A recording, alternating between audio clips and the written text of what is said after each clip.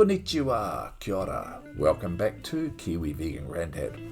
I've just come back from Japan and I thought my first video would be on how easy is it to be a vegan in Japan. To be honest, not very easy at all. Maybe a little easier if you're a vegetarian. The issue is that most Japanese food either has some element of meat or fish in it, and most breads, pastries, etc. are likely to contain milk. But what I want to stress is that this video is just my experience, and if you disagree, then please feel free to add your comments below. Now, this is my fourth visit to Japan, and we spent a few days first in Tokyo, where we did manage to find a few vegan places. For example, the vegan bistro Jangara in the Shinjuku area. This is quite a touristy area, and indeed almost all the people eating there were foreigners. Relatively few Japanese people are vegan, so Japanese eating places don't really cater for vegans at all. So the food at the vegan bistro Jangara was tasty Japanese style food with some vegan ramen options. That was nice. Now, some places began offering vegan foods during the Tokyo Olympics, but these are still few and far between. It's not too hard to find vegan places on Happy Cow or Google, but what you'll find is that often they're not as close as they seem, and you could spend quite a long time traveling on trains, getting from one place to another. We did take a train out to Ueno, where in the station, the Ueno station, there's Tea's Tan, which is a small cafe that serves ramen. So ramen is normally quite a meaty kind of noodle soup. So we went to Tea's Tan for some really tasty and quite interesting foods. So I would say that in Tokyo and other large cities, you will no doubt find some vegan restaurants and vegan foods, but it's certainly not as easy to eat out as it is in New Zealand or a lot of other first world countries. And it certainly is a lot harder in smaller places, especially ones that don't have a lot of foreigners. So most of my stay was in the city of Asahikawa, which is right in the middle of Hokkaido.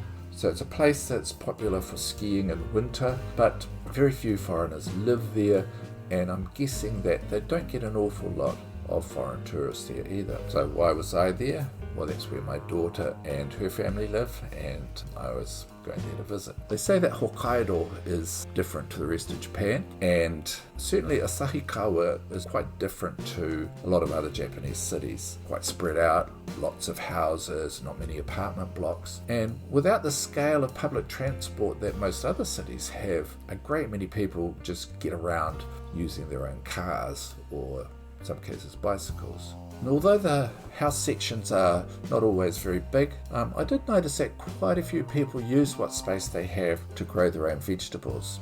So Hokkaido is known for its agricultural produce, and I had a bicycle ride just 15 minutes from my daughter's place, and there I found the autumn remnants of some rice fields and other cropping. But in this city of 300,000 people, although there are some vegan options at some eating places such as Nepali restaurants, which is basically Indian food, or things like a plant-based offering at Mossburger, which is Japan's answer to McDonald's, there only appears to be one dedicated vegan restaurant in the city, which is Vegan Ramen Meguri. So we decided we had to go and give it a try. I'm not an aficionado when it comes to ramen, but I really did find this quite delicious. So in smaller cities, it's much easier if you stay with people, as I did, or maybe hire a Airbnb or something like that, where you are able to do some of your own cooking. On occasion, I made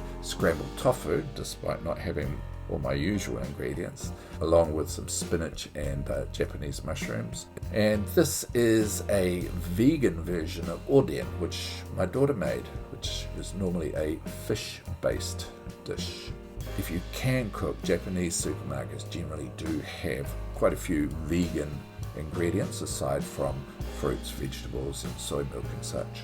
Will most likely be some fake meat products in the supermarket fridge, and there are some dried ingredients such as these defatted soy pieces, which are a great protein source. Fu is another ingredient. So being made from wheat protein, I was expecting this to be a little bit more like seitan, but it was actually quite a bit softer, but still a really great protein source. But it is with tofu that you will have much more variety than what you might find, say, in a New Zealand supermarket. So what you're seeing here is all tofu related products. They tend to be very fresh, and they come in all sorts of textures, pre-fried, a really wide range. Now you might be saying, well, surely you can get food at a konbini or convenience stores, which are ubiquitous in Japanese towns and cities. So this one here is about 2 minutes walk away from my daughter's home. It's true that you can get a lot of food there, such as sushi and other things, where the packet's ingredients does not mention milk, eggs, fish, or meat. However, if the manufacturer of the product believes that the amount of animal content is very low and unlikely to trigger an allergic response, then it may not be listed on the packet. If you're going to Japan, check out this Vegan Japan site, which provides an exhaustive list of all the various konbini foods. So which ones are truly vegan and which ones you think might be vegan but aren't. As I said earlier, this video is just based on my own experiences, and if you're staying in Tokyo and the very touristy areas, then your experiences might be quite different to mine. I did do some recording while I was in Japan, so keep your eye out for a couple more Japan-based videos in the near future. Sayonara. Hei konara.